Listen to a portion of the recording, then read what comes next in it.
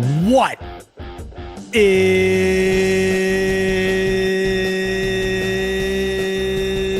up, Buffalo Fanatics? Z-Bot here with you, live on the Buffalo Fanatics YouTube channel on a Victory Monday night. And that, of course, can only mean one thing. It is the smoke break. So good to have you in off of a Week 2 victory. The Buffalo Bills' first divisional W of the year, and it could not have come in more dominant fashion on the road at MetLife Stadium in East Rutherford, New Jersey, as the Buffalo Bills destroy the New Jersey Jets 30-10. In reality, it was 30-3. In reality, it could have been even worse than that. This was a beatdown of epic proportions that really involved absolutely nothing from the back of Josh Allen. Remarkable. What you saw on display on Sunday afternoon is the Buffalo Bills' ability to beat you in ways that are not reliant on Josh Allen having to have 260 yards and 3 touchdowns and a damn near perfect passer rating in the fourth quarter. They can beat you. They can dominate you in a variety of different ways. Ask the New York Jets. They just got dominated on the ground. They got dominated by the Buffalo Bills defense, and those two areas of the football game wound up resulting in a Buffalo Bills W that had this game over really well before the end of the first half. I mean, this is how this game felt. And it was the reality of the game in and of itself. I mean, regardless of the score, the overall vibe of the game was that the Bills were just here and the Jets were, maybe here. And that's disheartening if you're a Jets fan in particular, because you just saw a New York Jets team last week that put up 32 points and in a variety of different ways throughout that football game should have and could have beaten the Pittsburgh Steelers. But as we know, week 1 can oftentimes be an outlier, and we're wondering now if that is the case, because we saw a Seattle Seahawks offense that could barely score anything against the San Francisco 49ers in week 1. They go on to score 31 against the Pittsburgh Steelers in week 2 and win by 2 touchdowns.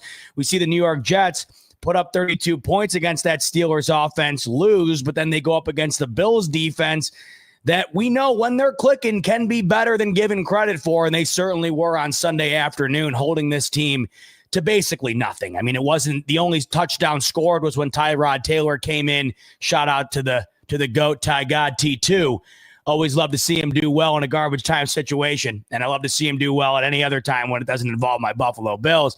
But that's really the only time that they were given an opportunity to score. I mean, they weren't even close to scoring other than that. And by the time that Tyrod Taylor was given his opportunity in garbage time, this game was well wrapped up. It was wrapped up for hours prior to that. And the stadium was completely cleared up until that point. I mean, in reality here, the New York Jets did absolutely nothing. We'll talk about week 1 compared to week 2 throughout the show here, because it certainly was a massive difference between the two throughout the league. We saw a variety of differences from one game to the next. Some we didn't. Kansas City Chiefs, 0-2.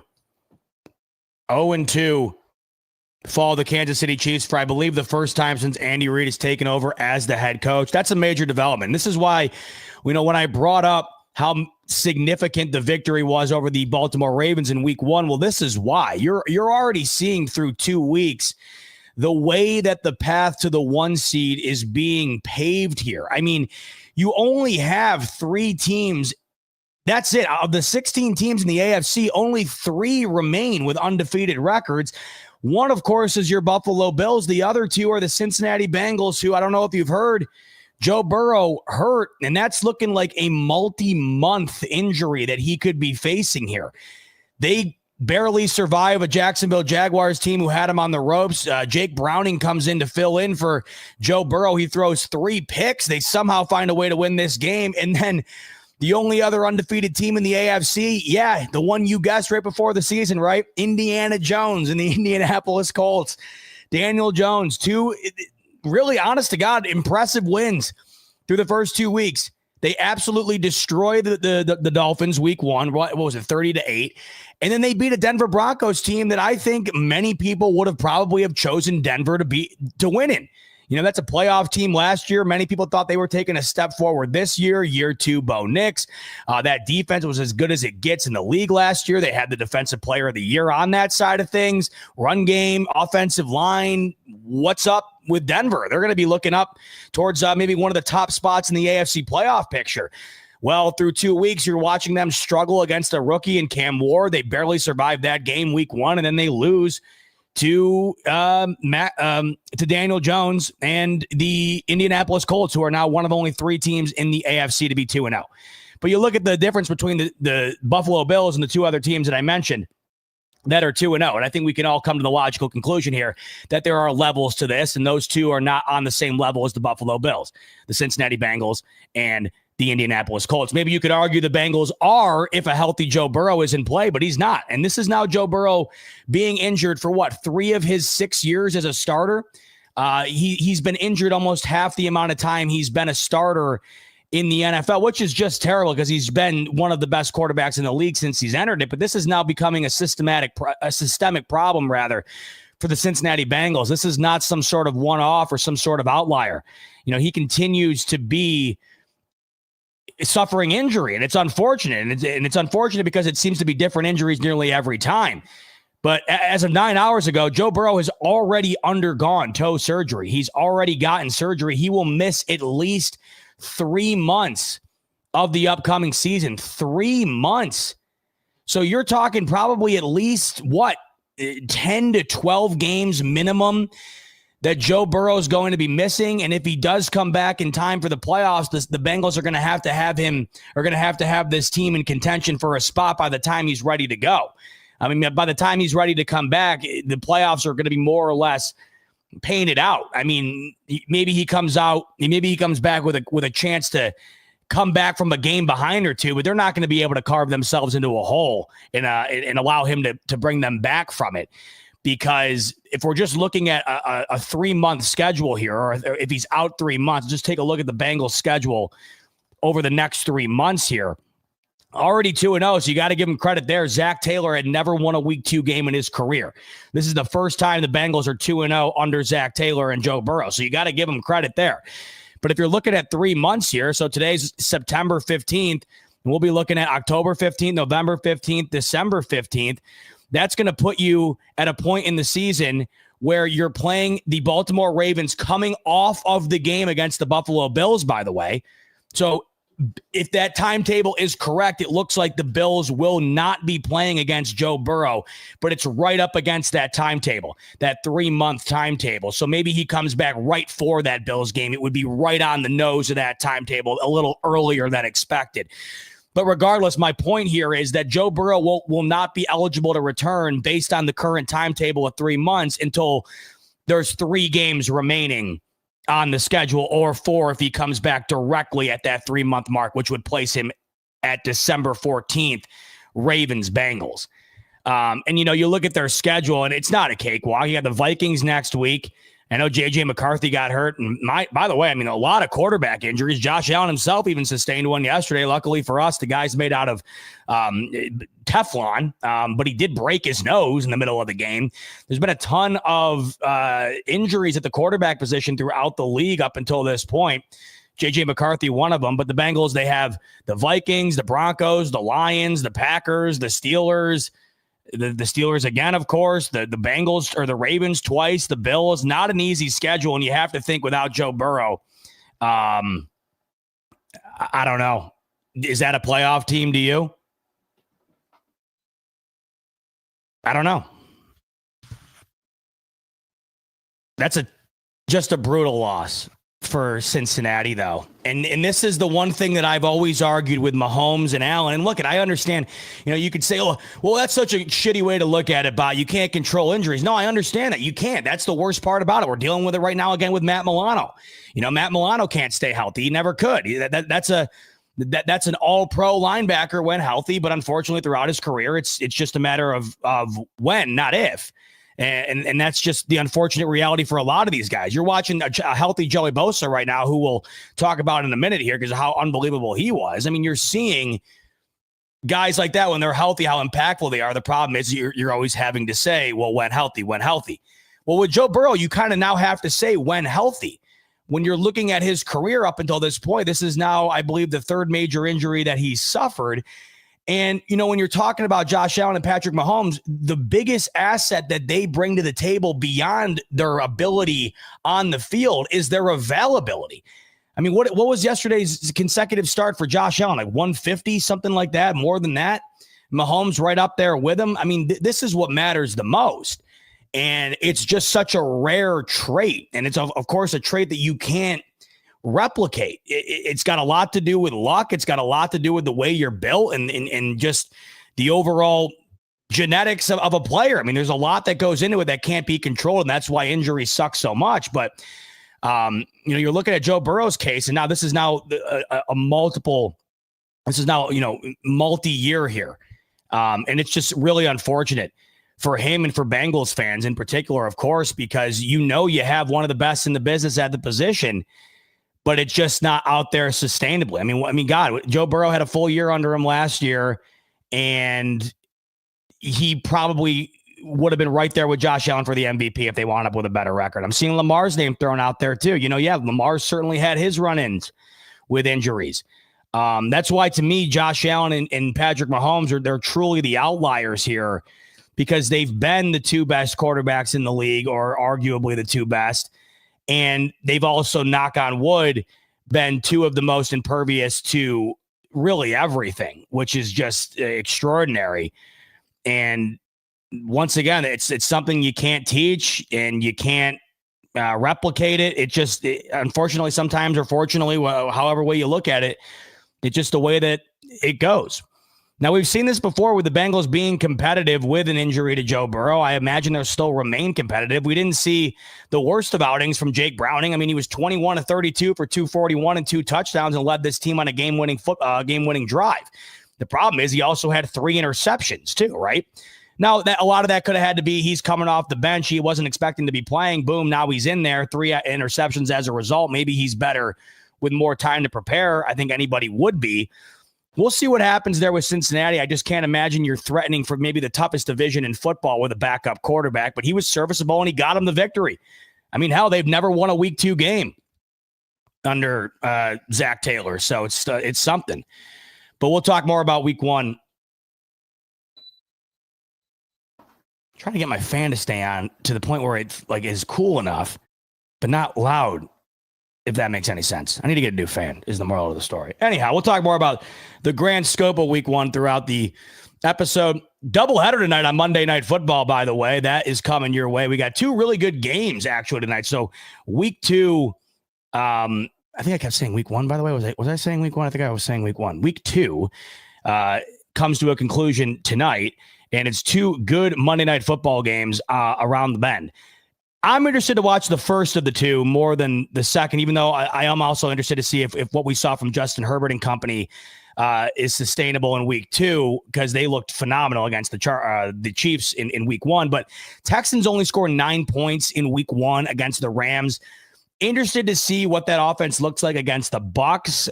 The Rams, I think, clearly have a better defense than the Bucs. So will the Texans take advantage? Will they look better? It is at home. That's another big one too. I mean, if the Texans lose to the Bucs tonight, you're looking at the Bills playoff picture and you're just your jaws on the floor, because everybody that you thought was going to be level with them or right around the same vicinity. I mean, you got the Chiefs 0-2, the Bengals 1-1. They should be 2-0. I guarantee you every Broncos fan around the country had them pegged in at 2-0. You got the Steelers 1-1. Their defense looks like maybe the worst in the NFL. The Dolphins, the entire division, the Dolphins, the Jets, the Patriots and the Dolphins yesterday. That was that was 2 bottom barrel teams doing bottom barrel things that resulted in a wild finish that wound up going the way of the Patriots. But those are 2 mediocre to poor football teams. I think the Dolphins might be the worst team in the NFL through 2 weeks. And we saw what the Jets looked like against the Bills yesterday. The Texans lose tonight. All of a sudden they're 0-2, and you're sitting there and you're just like, I mean, I got a game coming up against the Dolphins where the Bills are a 14-point favorite. I got a game coming up over the next basically 2 months here where the Bills are at least a touchdown favorite. I'm not trying to get ahead of ourselves here, but hard not to get a little bit ahead of yourself here. You know, I mean, you're seeing things that don't typically happen all the time, right? I mean, you're seeing the Chiefs start out 0-2 for the first time ever, literally, right? I mean, you got the potential for the Texans to lose tonight. That could be potentially big for the 1 seed. You got the Bills winning an historic game week 1, a game that they just lose 10 out of 10 times previously. You know what I mean? So it's hard not to look at the start of this year here and being like, man, the way the East looks and then the other contenders in the AFC, you're just not overly impressed with. It's hard not to sit here and just say, man, this is about as good of a start as you could get. And the one team that I think looks adjacent to Buffalo in terms of how good they could potentially be is the Baltimore Ravens, and the Bills. That's why that game mattered so much. I mean, the Ravens showed you yesterday going up against the Cleveland Browns. I mean, they're capable of dominating, and we saw through 3 quarters they were capable of dominating the Buffalo Bills. Just did not go the way they were hoping in the end. The Buffalo Bills were able to do incredible things that wound up getting them that victory. The Ravens or the Bills, the 2 best teams in the AFC right now, and the Bills were able to get that boost over them. And once again, that's why that game was so big. You know, you got Jeremy coming in. He's saying the Ravens week 1 is the hardest game the Bills will have all year, and they won it. I mean, you really could make that argument. I think a lot of people thought that going into it. And I think a lot of people thought that it was going to come down to these 2 teams for the 1 seed this upcoming season. But I had always looked at it. The biggest difference to me was the difficulty in division. The AFC North compared to the AFC East. I mean, it's honest to God, it's like comparing the NFL to maybe like the MAC. That's where it's at right now. And that includes the Cleveland Browns. I mean, I know it wasn't competitive yesterday, but typically it is. The AFC East right now is easily the worst division in football. And the Bills are going to be the benefactor of that for some time until proven otherwise. I mean, you thought the Patriots are going to take a step forward this year. I know it's only 2 weeks, but I don't think we've been given a legitimate reason to think that there's noticeable improvement through 2 weeks. And we'll see. And even if there is, they're not on the level of the Bills. They're just not. And you've seen what the Dolphins look like and what the Jets look like. You saw what the Jets looked like out on the field against this team yesterday. And it's not even close. I mean, it's embarrassing how far apart it is. In fact, I don't think it's been this far apart. It hasn't been this far apart with the Jets in a while. The Jets have given the Bills a run the first time they play them each year, the last 3 seasons or so. That was embarrassing yesterday. Embarrassing. And frankly, I'm kind of embarrassed with myself as to how much respect I gave to the Jets going into this one. And looking back on it, I can't believe I did. You know, I'm looking at it in a variety of different ways, right? I'm looking at it and I'm thinking, well, the Steelers have the highest paid defense in the NFL. The Jets don't typically score that amount of points. They go out and they score that amount of points. I'm slightly impressed by that. Justin Fields looks pretty good. Breece Hall looks great. They typically give the Bills, like I mentioned, a tough go the first time they play them, in particular at MetLife, where there's been some crazy games, right? You've had the punt return in overtime for a victory. Aaron Rodgers throws a Hail Mary before half. That game comes down to the final drive. Bills pull it out. There's been some tight football games. The Bills haven't played their best football at MetLife. Offensively speaking, at the very least, have not played their best football at MetLife over the last couple seasons. I mean, I don't know. None of it mattered. Let's talk about it. So 30-10, the final score. In week 2, Bills improved to 2-0. Jets fall to 0-2. And like I said, going into that game, I thought it was going to be closer than it was. I actually predicted that game to finish 30-20. It was 30-10. But in reality, it wasn't 30-10. It was 30-3. And I think it could have been worse. I mean, it was 30-3 and Josh Allen didn't score a touchdown. How often is Josh Allen not getting in the end zone? In fact, you guys can let me know in the comments if you're able to look it up easily. I can't remember the last time he hasn't gotten in the end zone. I can't remember the last time Josh Allen hasn't had a touchdown in the game. And they scored 30 points.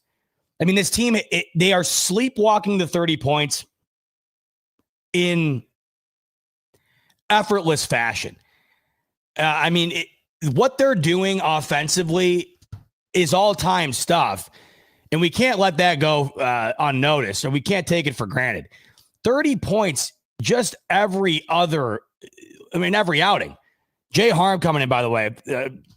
This is what he's got to say on the Josh Allen not scoring sidebar there. Only one other time in his career. I haven't looked it up, so I can't check it, but Jay Harm, I'm going to take your word for it. Oh, they said it during the broadcast yesterday. Okay. Great. Either way, I was going to say, I'm just going to take your word for it because it sounds right. I mean, doesn't it? How often is Josh Allen not getting in the end zone? Yet you're scoring 30. Do you guys understand how insane that is? Josh Allen not getting in the end zone. They score 30 points and the game is over at half. I mean, you could have had anybody out there yesterday and the Bills would have done the same thing. And it's not an indictment in Josh Allen, obviously. It's actually a great thing for us Bills fans to witness. I love games like this because you watch a game like Sunday night in week 1, and the narrative is the Bills can't do anything without Josh Allen. The Bills can't win without Josh Allen. The Bills offense can't score without Josh Allen. The Bills can't really do anything without Josh Allen. But you watch that game Sunday against the Jets, and you could have won that game probably as dominantly as you did with Mitch Trubisky back there. And that is all the credit in the world to the run game that this Bills team has been able to build. They run for well over 200 yards in this game and dominate the line of scrimmage. And then this defense bouncing back the way that they did. The defense bounced back tremendously in this football game. The New York Jets offense looked like a shell of themselves. That was an offense that looked like a practice squad offense, to be 100% frank with you. That is as poor of an offensive performance as you'll see in the NFL, especially at home. And I don't think it had everything to do with the fact that they just didn't show up. I think it had a lot to do with the fact that this defense bounced back in terrific fashion off of a game where they allowed 40 points. I mean, they really did look terrific. So, yeah, I mean, Josh Allen, did he have his fair share of great plays in this game? Sure. I thought he set the tone early in the game with that 40-yard run right off the bat, took it all the way into Jets territory. They end up scoring a touchdown on that drive. Yeah, he finishes with 6 carries for 60 yards, but Josh Allen went 14 to 25 in this game for 148. I mean, like we talked about, in the fourth quarter of the game last week, Josh Allen had 270 all-purpose yards, 3 touchdowns, and 16 to 21 in one quarter. In the game on Sunday, week 2, 14 to 25, 148. The Bills win by 20. They should have won by 27 or more, and they score 30. I think these games are great. They're a great sample size to showcase that the Bills are capable of winning in more ways than just, hey, Josh Allen, can you please become Superman? Thank you. Are the Bills capable of winning a game like they won against the Ravens without Josh Allen becoming Superman? No. The Bills are not capable of winning down 15 with less than 4 minutes remaining without Josh Allen being Josh Allen. That goes without saying. But it used to be that the Bills would not be able to beat the Jets or any mediocre team for that matter. The Bills would not be able to win any given game without Josh Allen being one of the best quarterbacks in football. It's gotten to the point where Josh Allen really doesn't need to do much of anything in some of these games for the Bills not only to just beat you, but to really embarrass you. And that comes off the back of a 21-carry, 132-yard, 2-touchdown outing from James Cook. 21 carries is about as many carries as I think he's ever gotten with this team. And there was a reason why. Why not? Keep going to the well. It just looked like the demoralization of the New York Jets was on full display in the third quarter. And I think it really came to a head off the touchdown to James Cook before half, where he went 50 yards, took it to the house in the best run across the entire NFL all day long. You allow a touchdown like that, and it's tough to come back from if you're already kind of getting rolled and you're already not 100% in it. Because up until that point, it was still a respectable game in terms of the score. And they have James Cook stuffed to the line. Then they have him stopped shortly after the line. And he makes like 3 or 4 unbelievable moves, and he's all of a sudden in the open area, and boom, he's gone, and boom, he's in the end zone. That was a backbreaker, and the Jets never did anything after that. It was over. It was really over prior to that. I mean, God, for the life of me, it was hard to think this game wasn't over from the beginning. I was at this football game, and I'll talk about that in a minute because there was a lot of things that were evident to me about what's going on with the Jets. This game fell over to me in the first quarter. When the Jets immediately went, so you start the game, right? You start the game. The Jets go 3 and out instantly. They didn't, I don't even know if they gained a yard. Then you have the Bills, a nice sustained drive, including a terrible penalty by the Jets. Yes. Is Josh Allen, is his wife Haley giving him some acting lessons? Maybe not, because he's already been terrific at it. I'm not oblivious. I'm not an idiot. I'm not that much of a homer. I get it. Josh, he's a good salesman. He's a hell of an actor. I've never denied the fact that he is.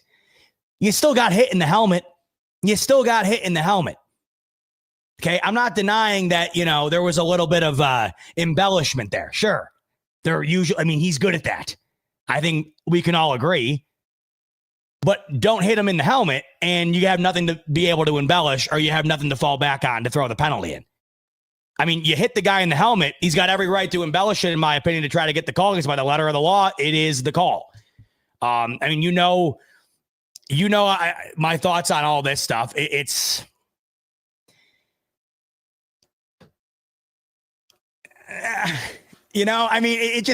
I hate the sideline stuff. The sideline stuff, there's no room in the sport for it. There's no room in the sport for it. Like what Mahomes did in week 1, running over a guy going out the sideline, or what we've seen in the past from players pretending to go out on the sideline. There's no room in the game for that. If you're already getting hit on the helmet and you send your head back a little bit more, I think that's just part of the game. And I think everybody does it. And I think Josh Allen's just really good at it. Regardless, I'm not going to act like that was the major swing in the football game, because the Jets wouldn't score a touchdown until garbage time with their backup in. So I'm not going to act like that was a major swing, but it was a major swing on the first drive. It was 3rd and 19, and that wound up extending the drive, and the Bills go down and score. But anyway, you could just kind of get a vibe, right? The Jets go 3 and out. The Bills have a long drive, including that penalty. So you could already just tell that the Jets were kind of, weren't 100% disciplined. They had flashed a graphic. I think the Jets are the most penalized team over the last calendar year. And they had how many penalties in this game? I mean, that's just why I really am not sympathetic to Josh Allen maybe selling that one a little bit. Because in this game, the Jets had just what felt like a ton of back-breaking penalties on defense. I'm shocked to see here, by the way, the Bills ended up finishing with more penalties and more penalty yards. Does that seem accurate? I guess it is, but I don't know how that's possible. It felt like there were multiple times throughout this game where on defense, the Jets made a really crucial penalty on like a 3rd down and short or whatever else that allowed the Bills to continue to go on their drive or whatever. It just felt like early on, the noticeability between these two teams and the levels in which they're currently at was palpable. So, like I said, right out of the gates, you have a 3 and out. The Bills, nice drive, go down the field, touchdown. And then the very next offensive play, the next offensive snap to the Jets, you have a strip sack fumble recovered by the Bills. Beautiful play by Joey Bosa, who I want to spend a couple minutes on. Be doing him a disservice to just skid over him right here. But I bring him up because this was how the stage was set. The game was set. And I don't know how you guys felt, but really after that, it's only 10-0. It would soon be 13-0. Did it ever feel like the Jets were ever going to be competitive in this football game once? Did it ever feel that way? Did you ever get a vibe that this game was ever going to be competitive? It was ever going to be close? Really, it was ever going to be watchable. I mean, I'm at this game and I went with a bunch of friends of mine, and, some are not the biggest football fan in the world. And when I say that, I mean, they like football, but, then there's people like us who are just, we belong in, we should be watching these games in special rooms, I mean, you got people like us that probably need to be, just monitored while watching these games. And they're just sitting there. They're like, this is so boring. And I'm like, it actually kind of is. Like, it was a boring game. If you were not watching that game unless you were a fan of the Bills. And even if you're a fan of the Jets, I think you tuned that one out. I mean, that was a boring watch. That was a boring, dominant victory. And it really was like that from the beginning. I mean, in all honesty, other than the Joey Bosa strip sack and the James Cook just heroic touchdown run, I mean, it was just a lot of death by 1,000 cuts and a lot of domination.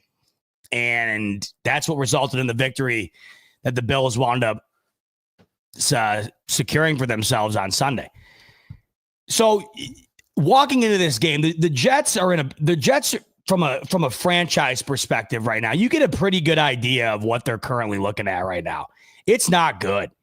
You know, I'm at this game yesterday at MetLife, and Jay Money saying I'm really rubbing it in on the Jets, and I'm not trying to. You know, in all honesty, it's being done by their own fans. To be 100% frank, I mean, I'm at this game yesterday, and it might as well have been Ralph Wilson Stadium 2.0. You're walking into so you pull up to the game. It's nothing but Bills fans in the entire tailgate.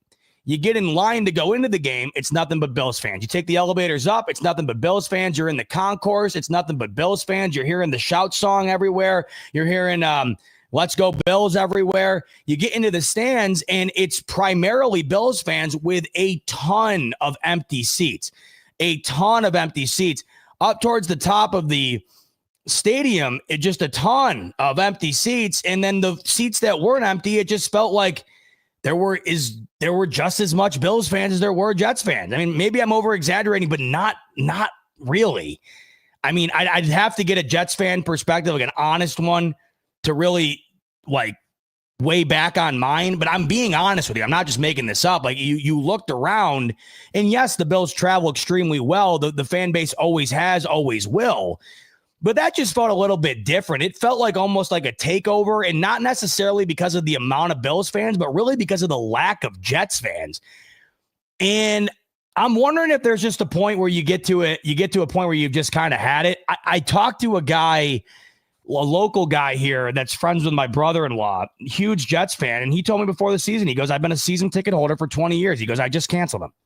He goes, I canceled them for the first time in my life. He goes, they tried to up the ticket price. They tried to up the price of the season tickets. He said, there's just no way. There's no way. I can't justify doing this anymore. I don't know how much of that has happened. But it never once felt like I was on the road at that game, if that makes sense. And you of course, when you do go on the road, you will never have more of an appreciation for what the Bills have in Buffalo in terms of a home field advantage. You will never have more of an appreciation for that until you go and watch a game on the road. There's some places you'll go and you'll feel like you are in enemy territory. When I was at the DeMar Hamlin game, and that was obviously primetime Sunday night football, or was it? No, it was Monday night. It was Monday Night Football. And it was a whiteout for the Bengals. And I remember feeling intimidated walking into there. I did. I really did. Obviously, the night ended awfully somber in an awfully somber fashion, and that energy in the stadium, of course, wasn't able to get to its peak. But walking in there, they had a light show. It was a whiteout, and I remember feeling, I'm like, man, I'm feeling it here. I feel like I'm in the wrong place. You know, I feel like I'm in the wrong place right now. Funny enough, and this just goes to show you the difference in hype and the difference in hope from where they were at, the Jets, that is, with Aaron Rodgers freshly coming to town to now. I was at Aaron Rodgers' first ever start for the Jets, of course, where he gets injured on the first series. That was the most ruckus and most lively I've ever seen that stadium in my life. I've been to MetLife 10 plus times. Nothing compares to that game. The atmosphere in that game, it felt like every Jets fan who hadn't been to a game in 20 years said, this is the year, and I'm setting the season off on a good note, and I'm going to this game. It was just an unbelievable crowd. It was loud. There were lights flashing everywhere. Every seat was filled. And you know what? There's a part of me that is very sympathetic with this fan base and this franchise, because it just seems as though it just feels like a ton of I don't even know how to describe it. I really don't. Year after year here, and I don't even know how you could get to the point where you haven't had enough. You're watching yesterday, and then it hit me. I'm like, yeah, I'm watching this game yesterday, and look, I mean, this is just Bills fandom aside. I mean, like I said, I had people with me that are really not huge football fans, and they're not even Bills fans, and they're just like, dude, this is unbelievable. And I'm like, yeah, like, it's even kind of nuts for me watching this right now. Like, Mitch Trubisky had more pass yards in one attempt than Justin Fields had the whole game. Like, it was a bad outing. Like, just a ridiculously bad outing. And then it hit me, you're sitting there and you're watching this, and it's not a secret to me anymore. With all the empty seats, with all the Bills fans filling in the seats that are not empty, I don't blame any Jets fan for not wanting to go and even be a part of that. I really don't. You could say the same thing for the Giants fans, too. I got a bunch of Giants fans who are buddies of mine. Yeah, you're watching yesterday. As great as they looked at times, comebacks, think that they win the game now, but just at the end, it never comes to fruition. I mean, this isn't a let bot shit on the Jets hour. It's more so like I'm observing this, and I'm sympathetic with it, to be 100% honest with you. Not sympathetic with the Jets. I'm honestly kind of sympathetic with their fans right now. Because I don't know how you could want to pay to be at that game yesterday. And clearly people didn't want to. Clearly people aren't going to. I'm imagining that's only going to get worse. But I guess I was shocked going in there because as good as they looked week one, I thought, hey, even I was saying this. Justin Fields, I don't know. I mean, there's part of me that thinks the Bears might wish that they still had Justin Fields right now. He looked fine in his starts with Pittsburgh.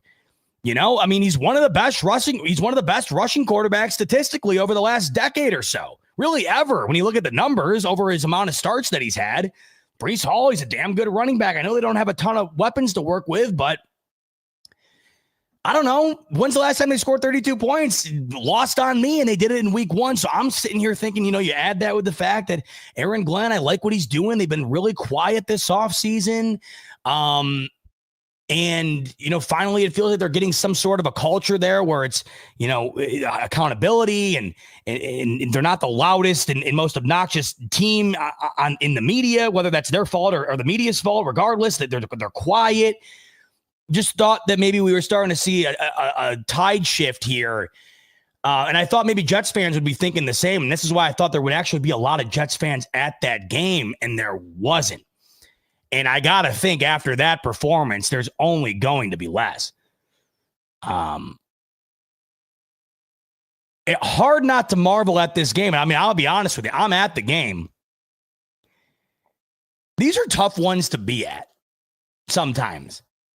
Because the Bills really did have this won by half. And you're not going nuts anymore after they shut the Jets down again for what was the 11th drive in a row. The Jets never converted a third down. The Jets didn't convert a single third down. Yes, they converted a couple of fourths. But I mean, just to show you the dominance in this game, the Jets only had 11 total first downs. Right? 11 total first downs. The Bills sacked them 4 times. They punted it 7 times to the Bills 3. The Bills had nearly 20 minutes of additional time of possession in this game. The Bills once again win the turnover battle, and they scored 3 legitimate points the whole football game until garbage time when Tyrod comes in and puts a touchdown on the board. So you're at this game, you pay money, you get there early, you tailgate all day. We had a ball.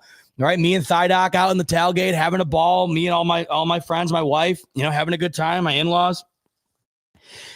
But you get in there, and by the time you're after halftime and this game's well in hand, and you really can't celebrate another 3 and out for the Jets because then you're just kind of looking like a bully at that point. You're in the enemy stadium and the game's over, and another 3 and out, and you just kind of start. You just do this. You're not really kind of going nuts anymore, and it's tough at these type of games because they do get boring quickly. And I never thought I'd be in a position to be able to say that the Bills' dominance is boring, but these games are boring.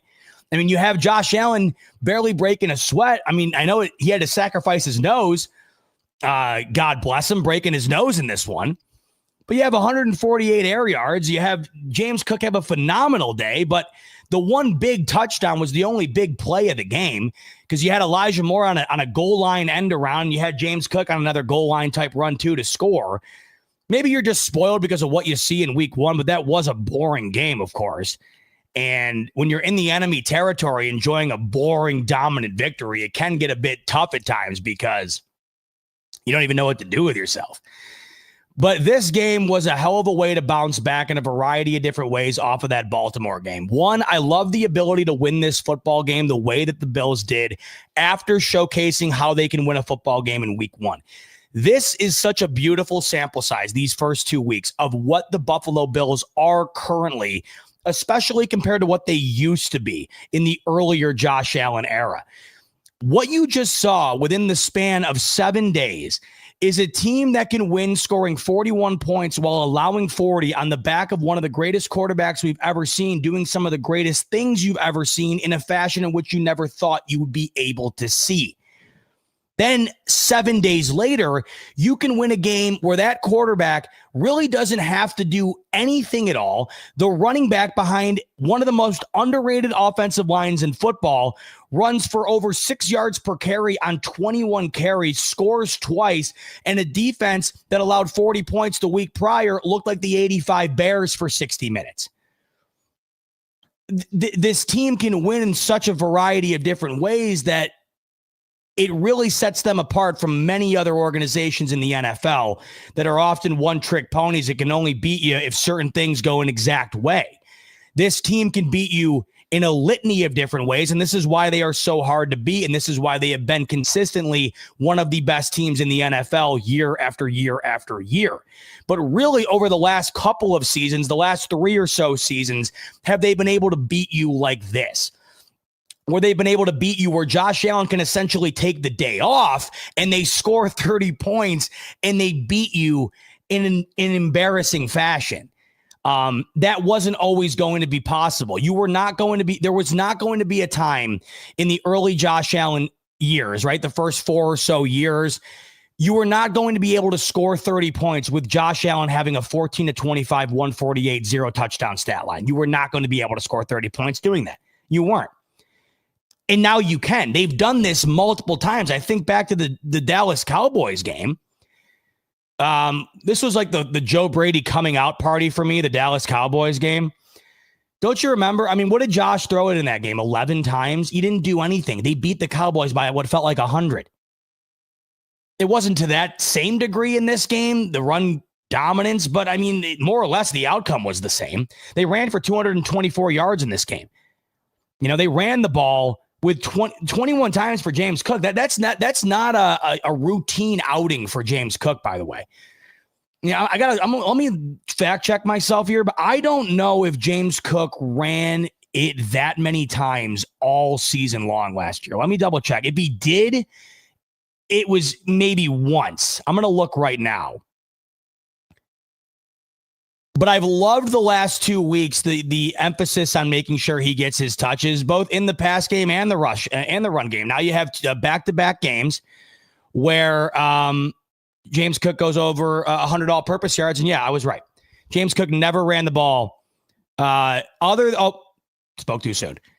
Regular season, I should say. So I'll give myself some credit. James Cook never ran it more than 20 times in the regular season in 2024. The most carries he got all year was against the Broncos in the wild card, 23 carries for 121 touchdown. But this is the most he's carried it in the regular season. He maxed out at 20 last year, and that was in an L to Houston. So this is different. And I love it because it's a beautiful way to represent exactly what I think Joe Brady's best at. And it is exactly what he was that Ken Dorsey wasn't, that I thought was the ultimate difference between the two. There's certainly other differences, but I always thought the biggest difference, the most notable, and I think the most game-changing for Buffalo's offense was the ability to not fix what wasn't broken and to constantly be able to identify what's working and continue to make sure it works throughout the game. Joe Brady's not afraid to shy away from what's working. This game was a perfect example. James Cook, you're playing well. Offensive line, you're playing well. Run. 21 carries. And obviously the result was exactly what you'd hope it'd be. You have over a 6-yard average on 21 carries. It's an incredible outing. So you look around the effort for the day, though. Kincaid, once again, I thought had a good outing for, it's really hard to kind of label what this pass game was in this game. I can't sit here and really talk much about it because it was so minimal. But the people that you're expecting to see stuff from are the guys you saw it from.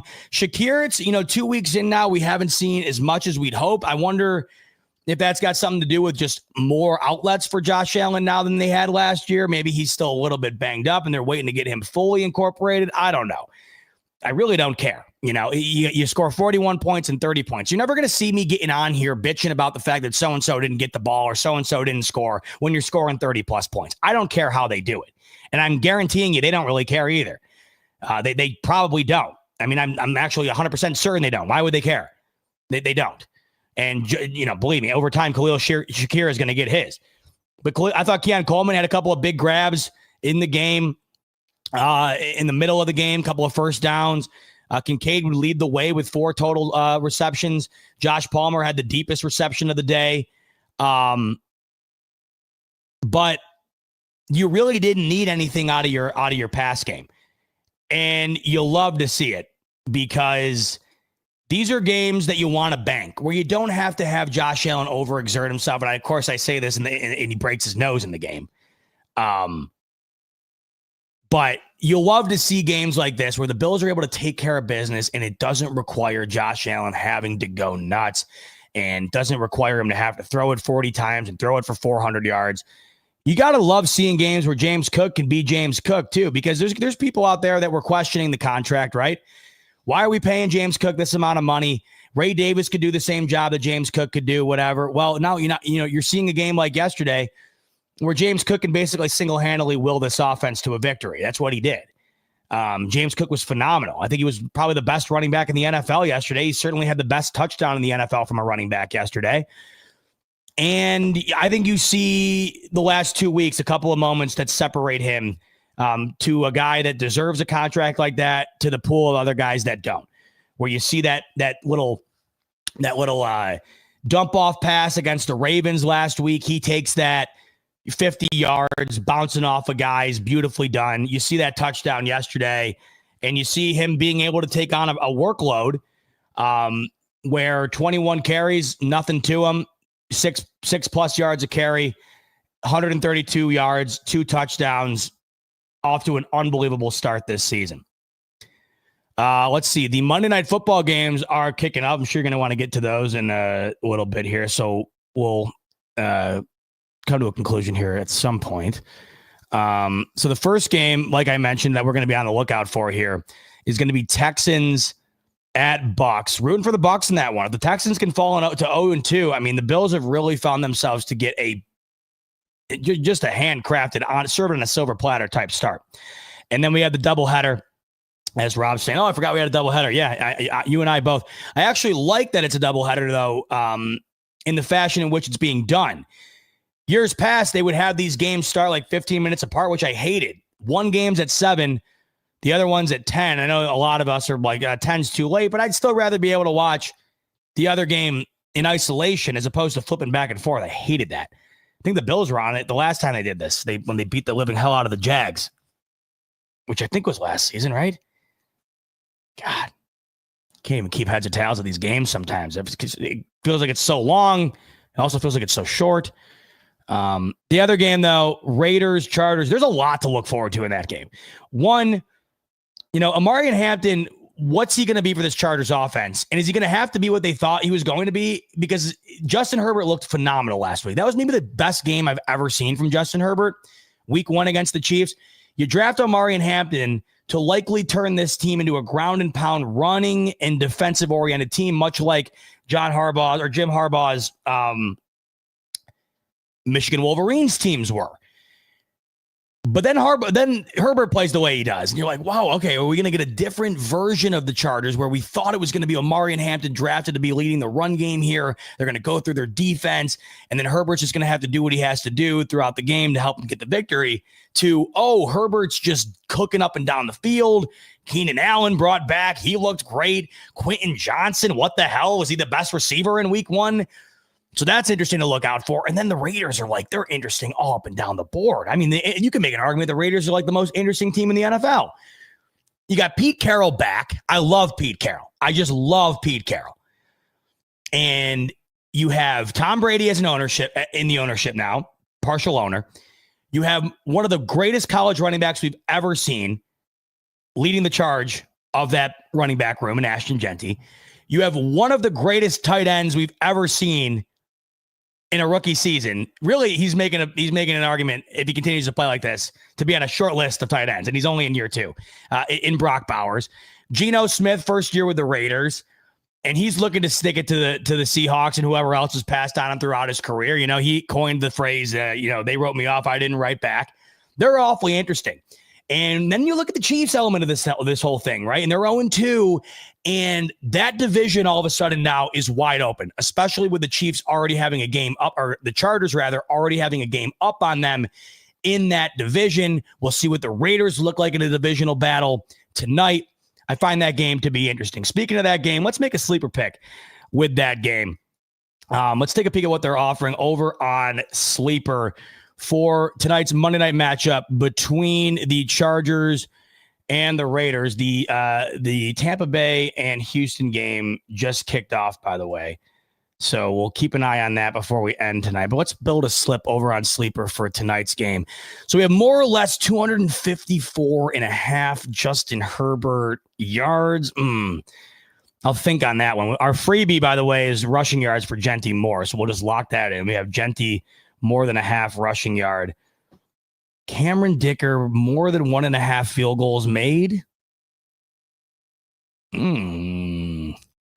Give me that. I'm feeling that gut feeling. Cameron Dicker, I have him in fantasy too on Sleeper. So I'm rooting for him to give me some points anyway. So give me that. Ooh, Geno Smith, more or less 240.5 pass yards. I'm feeling less on that. I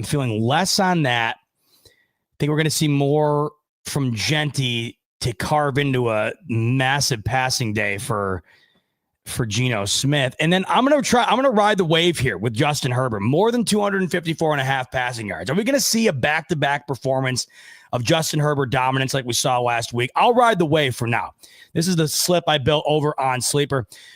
We have our freebie, more than a half yard for Ashton Jeanty, more than 1.5 field goals made for Cameron Dicker, less than 240.5 pass yards for Geno Smith, and more than 254.5 pass yards for Justin Herbert. The multiplier on that one, ooh, baby, 9.8. So you get 9.8 extra money on that one if you want to tell this one that I crafted or make your own. Make sure to check out the link in the description below. Sleeper is the fastest organically growing real money wagering and fantasy sports platform on the web, and you can take advantage of our offer on your screen with that link in the description below. The code is BF25. That'll get you a 100% match up to $100 on Sleeper, and terms and conditions apply. Check out the link in the description below. Currently valid in 25 plus states. Check out Sleeper today in the link in the description below. I like that slip. Let's see how that ends up working. It'll give me even more added bonus to watch tonight. Hawks Nest. Oh, Brando. He's saying, is Z-Bot celebrating a mercy killing? Well, hey, I gave your Hawks some credit earlier. I was saying, I know you got to be celebrating that mercy killing of your boy A-Rod in the Pittsburgh Steelers. But I wouldn't say celebrating, Brando. I wouldn't say celebrating a mercy killing. I'm celebrating the Buffalo Bills' ability to win games in different ways. That's how I see it. I think that's what has to be celebrated here. The Bills are used to having a good old fashioned, or at least delivering a good old fashioned pounding to teams year after year after year. But the ability to do it now in different ways, I think that's what's worth celebrating. If Josh Allen would have went out there and had 350 yards and 4 touchdowns, yeah, it's still worth celebrating. It's a division rival. He had a great game, already the favorite again to repeat as MVP. So yeah, you enjoy that. But what I like to see is Josh Allen really not having to do anything, coming off of a game where he had to do everything. And you can essentially just say, okay, James Cook, okay, Joey Bosa, okay, insert here, go out and do what you have to do. You sleepwalk to 30 points and you win this game really before the half is over. So that's what I think is worth celebrating on this end of things. And, Yeah, the Jets end of things here is awfully sad. As I mentioned earlier, it's just sad. I mean, I look around that crowd, primarily empty. There is not many Jets fans in attendance. It's primarily Bills fans in attendance. And I don't know what the silver lining is here for the Jets. That's the thing. And not that I'm sitting here looking for one. I mean, I'm looking to have the Bills run the East here until Josh Allen hangs the cleats up. And as of right now, it's looking like that's going to be the case. I have got to be proven otherwise. I got to be given a legitimate reason to think one of these teams is even going to make an attempt at nipping at the heels of the Buffalo Bills in the East. We thought it might be the Patriots this year. We'll see. They're 1-1. It's better than their other counterparts can say in the Dolphins and the Jets, but their one win came against the Dolphins. You know, I mean, somebody's got to win it. I'm not discounting it. I'm just saying I thought we'd see more of a noticeable step from New England in the first 2 weeks, and we haven't. And I have been given no reason to think that the stranglehold the Bills currently have on the East is going to be let up in any capacity anytime soon. And that's what I think I'd struggle with the most if I'm a Jets fan, is I'm watching yesterday and we are falling even further from where we were under Robert Saleh. We were giving them a decent showing. We were giving them a decent fight, and we are falling even further from the goal. And that just has to be the most discouraging thing of everything. This defense, the way it was drafted, constructed, and built, it was built to be one of the better defenses in the league. And post Robert Saleh, this Jets defense has been a sieve. They are allowing nearly 30 points per game post Robert Saleh. So I don't know. I mean, I know not that I really care, because the Bills are the benefactor of this, but I'm just sitting in that stadium yesterday, and it's hard not to just be like, my God, like, you're looking around and you're just like, I don't even know how you do this. And granted, of course, I did it with the Bills, but it just, I don't know. Yeah, I guess revisionist history, I guess, folks. It was this bad in Buffalo for a while. It was. So it is revisionist history. But it just feels like they're straying even further from where they were going, if that makes sense. You fire your head coach. You're in a QB carousel. You have all these young, good players that you extend in Sauce Gardner, Garrett Wilson, or whatever, and you just have absolutely nothing to show for it. The only thing you're currently showing for it is perhaps straying even further from where you were trying to get to, which is, and that the same can be said for the Dolphins. The same exact thing can be said. You give Tua all this money, you go out and make a play for Tyreek, you have Waddle, you have Achane. You go after an offensive mind and Mike McDaniel after parting ways with Brian Flores, who felt like he was building a culture in Miami, and you're continuously straying even further. I mean, you're hearing the rumors now. I mean, Tyreek Hill out of Miami, that doesn't seem like a far-fetched idea. In fact, it seems like an inevitability at this point. The rumors are now circulating around Kansas City, which would that not be all time? But I dare somebody to tell me in this chat that they want to bring him to Buffalo, because I will tell you respectfully, no way. No way. But I do think it would be all time for Tyreek Hill to leave Miami midseason, go to the Chiefs, and then see what happens from there. I don't know why Kansas City would want to do that. Kansas City has made 3 Super Bowl appearances post Tyreek Hill and won 2 of them. I don't really know why they would want to do that. I guess the logical answer is that their wide receiver room is falling apart, but they've been better off without him, as insane as that is to say. The moral of the story here, though, the AFC East is currently in disarray. And the Bills have done a great job taking advantage of it, and they have done a good job to start the year off, continuing to try and take advantage of it. I saw his name brought up. There it is, Jessica Crane. Joey Bosa went off. This, folks, was what, I mean, how beautiful is this? How beautiful. I mean, really, I'm watching that game in the stands yesterday, and I'm pretty high up, so I have that nice all 22 angle, and I'm watching Bosa just dominate, and I'm sitting there, and this is what I was thinking to myself all offseason. And I know there were so many of you that were with me on this, but there were also so many that were saying, no, another terrible move by Bean, aging veteran, can't stay healthy. another Band-Aid to try and fix a problem that they haven't been able to solve. I looked at it and said, hey, this guy clearly wanted a fresh start.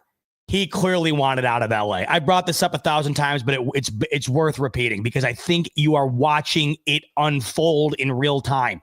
When the guy is initially interviewed throughout, by the media in the early days of camp and OTAs and whatever else, it's the way he's talking about it. Finally able to see the ducks in the backyard, finally have a backyard. I hung out with these guys in Buffalo more in the last X amount of days than I had in the X amount of years in LA.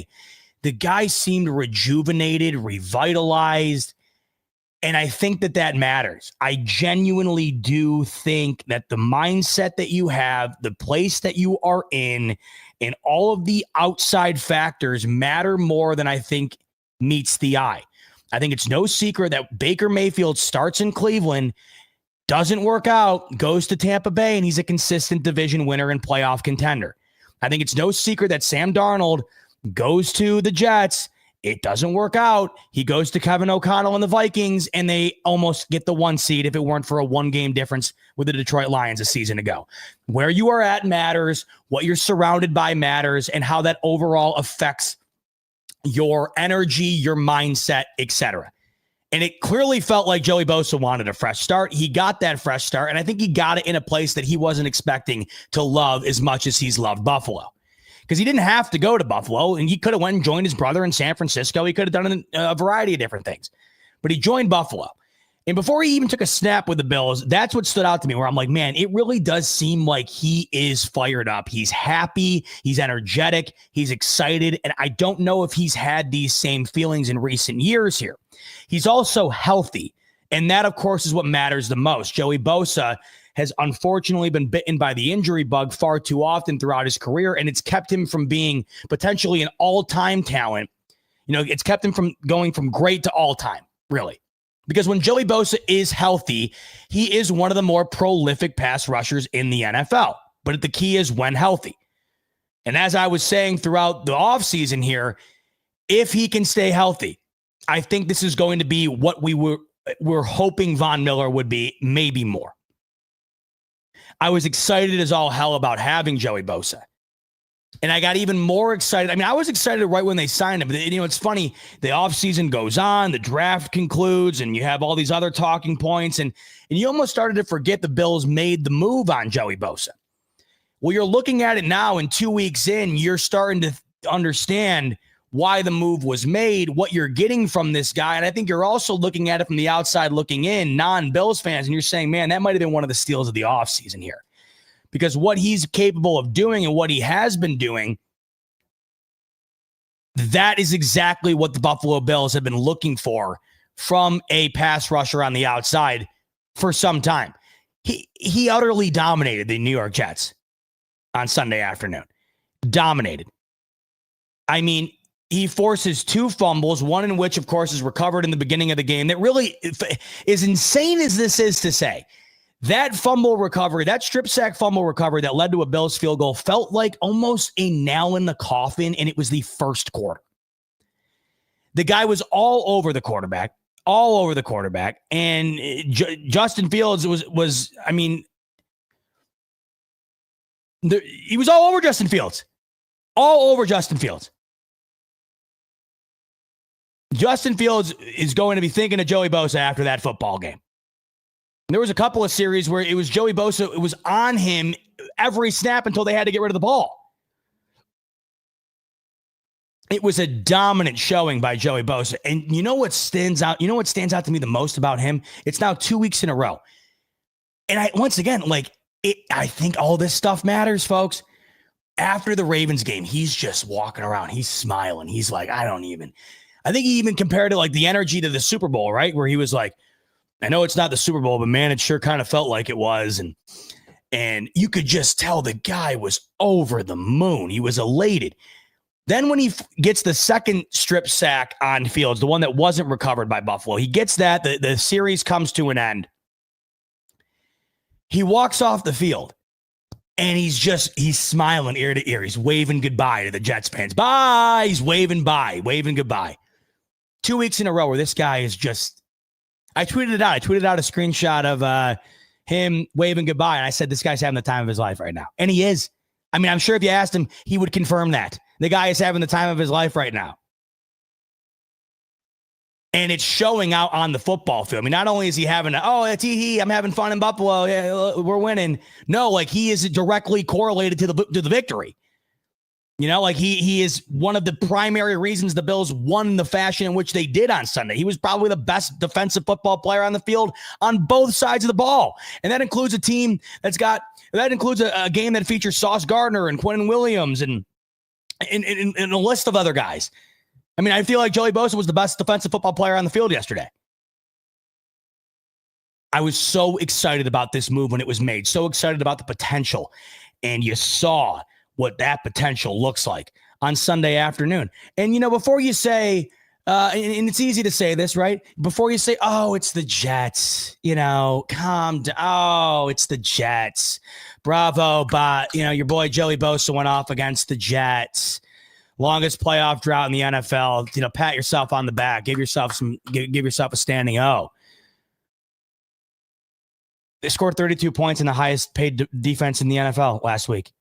A defense that everybody in the NFL respects in Mike Tomlin's led Pittsburgh Steelers. Cam Hayward, TJ Watt.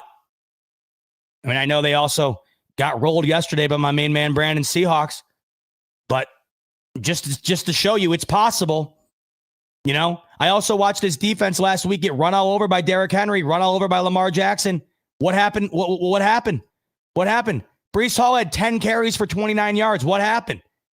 You can't tell me Breece Hall is that big of a downgrade from Derrick Henry. He's not Derrick Henry, but he's not that big of a downgrade. What happened? And Justin Fields finished 3 of 11 for 27 yards.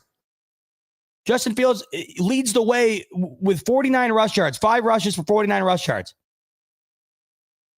But going into the fourth quarter of this game when it was already over, the Jets had 100 total yards of offense. Yes, it's the Jets. Yes, they're not the Ravens. Yes, Justin Fields isn't Lamar Jackson. Yes, Breece Hall isn't Derrick Henry. But you can't tell me that what they did against Pittsburgh and what they did against Buffalo, I mean, you cannot tell me the drop-off was that sizable just because that they suck. The Bills were imposing their will defensively. It was noticeable. They were in and around the backfield all game long. Different run blitz schemes, which I loved. There were a couple that Tony Romo highlighted throughout the broadcast when I went back and watched it that I loved. Taking risks on a team that you know probably isn't going to be able to beat you over the top. And Sean McDermott knew they couldn't. He gambled on it, and he won on a variety of different plays because of that, you know, that approach. I mean, I don't want to hear it, though. It's just the Jets. I mean, I don't want to hear it. You know, as Mitch is coming in and saying 0 for 11 on third down, I mean, they dominated them. Yeah, it's the Jets, but this same Jets team put up 32 and like 400 plus all-purpose yards on the Steelers last week. And they have assets, this Jets team does, that should be difficult for the Bills to stop, right? A mobile quarterback, really good run game. I mean, I personally thought they were going to be able to run the ball against the Bills. The Ravens had an infinite amount of yards against the Bills last weekend.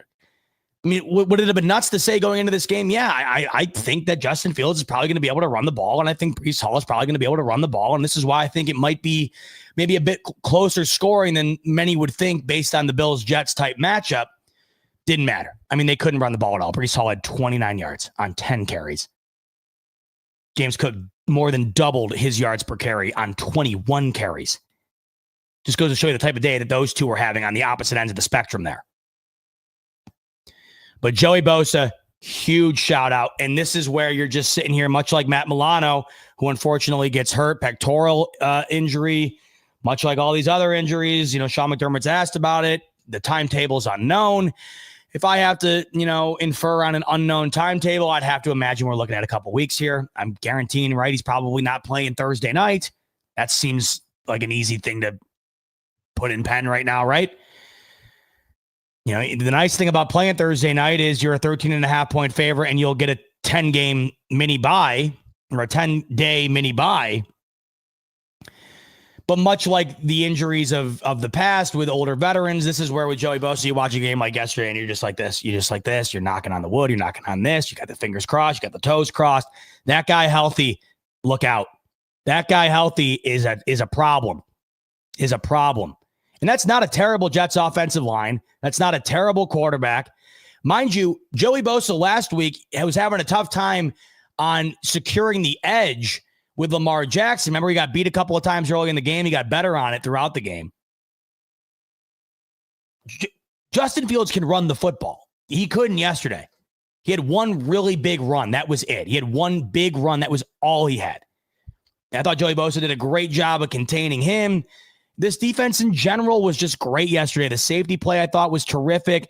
I thought that the front line play obviously was great. It was just an all-around awesome performance from this defense. You couple that with a terrific day on the ground, and it resulted in utter dominance. Tre'Davious White had a couple of great plays. Great to see Trey White back out there. That was awesome. Cole Bishop, I thought, had a couple of decent plays as well. Really, it was just a collective effort. I mean, they really did everything that they had to do to get the victory. They didn't make any mistakes. Once again, the other key here, too, the Bills win the turnover battle yet again. Yet again. No turnovers from the Buffalo Bills. No turnovers from Josh Allen. They got lucky. James Cook did fumble, and they were lucky Spencer Brown was like literally staring at the ball when he fumbled it, because that goes the other way like 9 out of 10 times. But no turnovers from Josh Allen yet again. You know, people thinking last year, is this going to be an outlier? Allen not turning it over like this, like historically low numbers. My God. 2 weeks in, no turnovers. Collectively, not even just Josh Allen. 2 weeks in, turnover battle won as well. There's not a whole lot you can make of this game, though. It's one of those games that you're damned if you do, damned if you don't. You're damned if you lose it, because if you lose it, how the hell did you lose to the Jets? You're your touchdown favorite. Oh, what the hell? And if you win it, it's like, oh, it's just the Jets, whatever. We knew they were going to be bad. Week 1 was a fluke, whatever. The only thing you can take away from this game is the dominance that was displayed by Buffalo's, but like just by the team.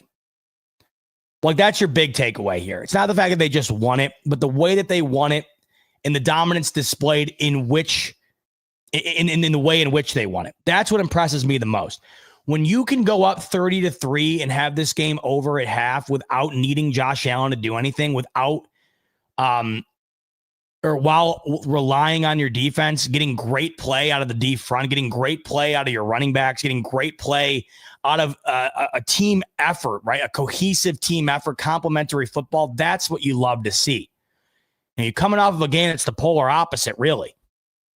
And to be able to see the different winning styles in back-to-back games, I think is awesome, because I think that proves going forward, no matter what is faced by this Buffalo Bills team, whatever's thrown their way, you know, they're going to be capable of finding a way to get the victory. Any score in that Texans game before we close up shop? Ooh, 7-all. Okay. Off to a good start. Mitch coming in with a super chat, a banger, an orange one from the main man, Led Robster. I'm here to tell you that the AFC race is over. I mean, listen, be lying to you, Mitch, if I wasn't thinking the same thing. I mean, I'm in the stands yesterday, and I'm sitting there, and they kept showing the Patriots Dolphins game on the red zone on the Jumbotron, and I can't help but sit there and think to myself, I mean, you know, the thing is, it all comes down to the health, right? I mean, that's the thing. That's why you can't get ahead of yourself. I'm sure the Bengals would love to get ahead of themselves. You know, then Joe Burrow goes down. I'm sure the Niners would love to get ahead of themselves. Brock Purdy goes down. This is why you can't get ahead of yourself. But if we're talking strictly through 2 weeks, and we're talking strictly the talent on the football field in these 4 teams collectively, I mean, it's even broader than we thought. That's the thing. It's even broader than we thought. I thought Miami was going to be terrible. I wasn't expecting week 1 terrible. Like, I picked the Colts to win that game. I picked Miami to finish last in the division this year. I didn't pick them to lose 30-8. And really, it should have been worse. They scored with a couple minutes left, right, in garbage time. I didn't predict that. You know, I thought the Jets were going to be a bit better under Aaron Glenn. We see week 1. I predicted the Bills to win yesterday. I predicted them to win by multiple scores. I didn't predict what essentially was a 30-3 victory. And then I predicted the Patriots to take a step forward. And like I said, I think the jury's out there. They're 1-1, but through 2 weeks, it doesn't look like it's noticeably better. The Bills are as good as they've ever been. I mean, they pick up essentially right where they left off, where Josh Allen's right back to MVP form. He's not turning the ball over. They're scoring 30 points at will. They're winning games at will. They're running the ball as good as any team in the NFL. I'm sure you saw the stat yesterday on the broadcast. The Bills now have the most rushing touchdowns over the last couple of seasons than any other team in the NFL. The Josh Allen-led Bills team. Oh, but that just so happens to be the same Josh Allen who has more rushing touchdowns than Hall of Famer Thurman Thomas. They're just doing everything the way that they've been doing it. You know, they picked up right where they left off. You could argue maybe it's getting even a little bit better because they're winning games like the game against the Ravens that I just don't think that they win any other year. I've never seen anything like it. So, to your point, Mitch, it's hard to think right now through 2 weeks that, I mean, I haven't, let me look at the betting line. I haven't looked at the betting line for the AFC East. It has to be laughable right now. I think it started at minus 350 before the season started.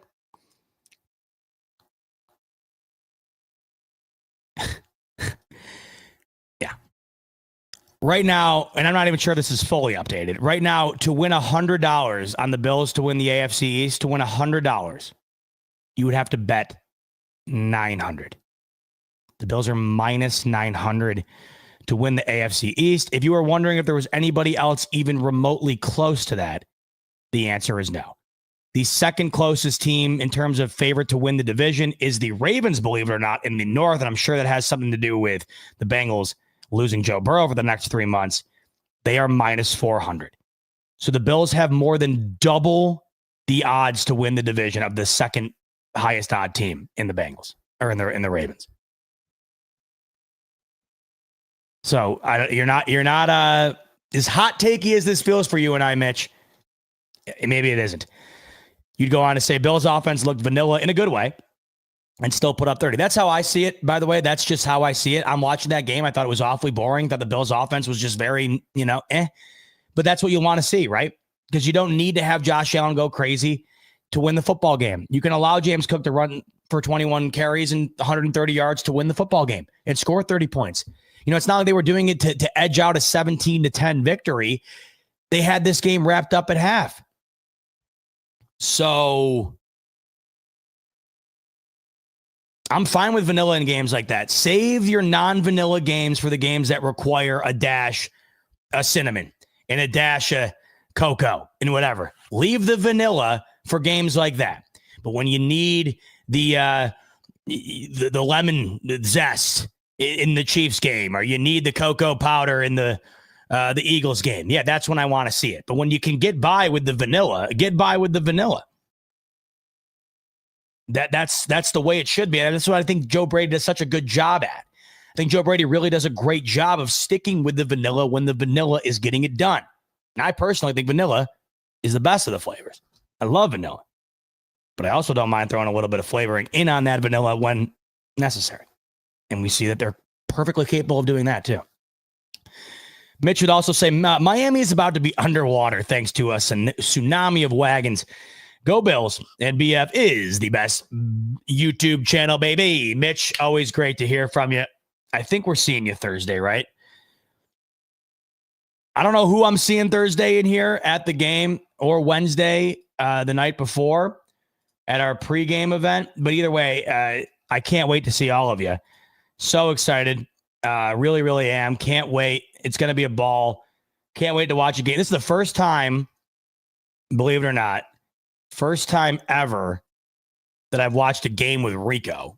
So that, there's just so many reasons I'm so excited. Watching the game with Rico, this is probably going to be my last game at the Ralph with the baby coming in less than 2 months. I don't think I'm going to be getting back to the Ralph between now and then, and obviously after. So I think that it's going to be a bittersweet night for me. I think it's going to be my last night at the Ralph.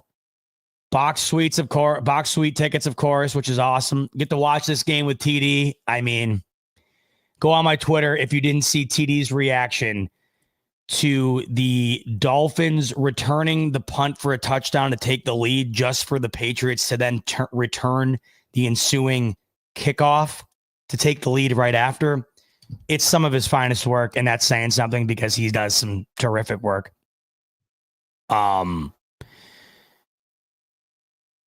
So there's that. If that game goes the way I expect it to, that could be a hell of a lot of fun watching that game with him. It'll be actually a nightmare if it doesn't go the way I'm expecting it to, but I'm not even going to let that creep into my mind. Then I get to be there with everybody who's coming out. That's going to just be awesome from top to bottom. Cannot wait. And we're just a couple of days away. I'll be up in Buffalo on Wednesday. So quick week, quick turnaround, and it's easy to do coming off of a victory like the Bills just had. Only bummer about that game was not being able to do the post game right afterwards. I hate not being able to do it right afterwards, but I'm glad he joined me tonight on a Smoke Break Monday to recap the dominance that was displayed by the Buffalo Bills in that 30-10 victory. And like I said, short week, turnaround this week, getting right after it. Another divisional game. Bills are, I think, almost a 2-touchdown favorite in this game, 13.5. So 3-0 is on the horizon. Just got to lock it in. And I think I see Mitch, you saying, oh, yo, if I won, I will break a table. I think you're referring to the ticket giveaway. Rico's going to do that later, either later today or tomorrow. I think I got to get a hold of him. He said he was going to do it. So be on the lookout. Winner hasn't been announced yet, but the winner is coming soon. Rico's going to do that announcement. So we will let you all know. Be on the lookout for that. But in the meantime, that's going to do it for us on a Monday night. Nearly 1,000 of you in the building throughout, and I appreciate every single last one of you. I was bummed not to be able to be with you after the game yesterday, but glad you could join me today to recap what was a domination by our Buffalo Bills on the road against the New York Jets. 30-10, the final. Bills look to improve to 3-0 on the short week as they have another interdivisional battle against the Miami Dolphins. We'll be there. Can't wait to see all those who will be there as well. Rico will be with you tomorrow night right here on the BF YouTube channel, and we'll be with you in person on Wednesday and Thursday night, so we're looking forward to it. In the meantime, enjoy a doubleheader of Monday Night Football. Bucks, Texans already underway, and Raiders, Chargers on the back half. It should be a good night. Appreciate you once again for tuning in. Enjoy the rest of your Monday night, and as always, folks, go Bills.